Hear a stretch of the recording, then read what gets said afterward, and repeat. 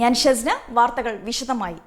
പൂവിളികളും പൂപ്പാട്ടുമായി മറ്റൊരു ഓണക്കാലത്തെ കൂടി വരവേൽക്കാൻ ഒരുങ്ങുകയാണ് മലയാളികൾ. അത്തം മുതൽ 10 നാൾ വീട്ടുമുറ്റത്ത് പൂക്കളങ്ങൾ ഒരുക്കും. തിരുവോണ നാളിലാണ് പ്രധാന ആഘോഷങ്ങൾ. പൂവിളി പൂവിളി പൊന്നോണമായി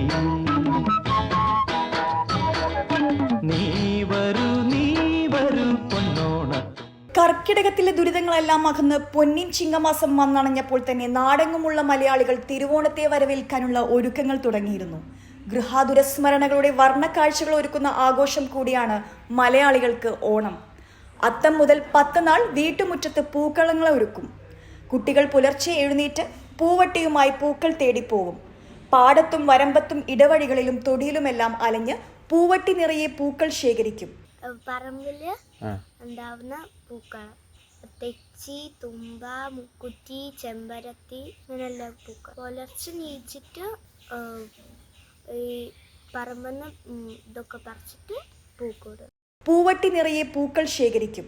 തുമ്പ, തെച്ചി, മൂക്കുറ്റി, ചെമ്പരത്തി, കാക്കപ്പൂവ് തുടങ്ങി പേരറിയാത്ത ഒരുപാട് പൂക്കൾ ശേഖരിക്കും. അവ ഉപയോഗിച്ച് വീട്ടുമുറ്റത്ത് മനോഹരമായ പൂക്കളങ്ങൾ തീർക്കും. അത്തം മുതൽ ഓരോ ദിനവും പൂക്കളങ്ങളുടെ വലിപ്പവും വർദ്ധിച്ചുകൊണ്ടിരിക്കും. തിരുവോണ നാളിൽ ഏറ്റവും വലിയ പൂക്കളമായിരിക്കും ഒരുക്കുക. News bureau, Kozhikode.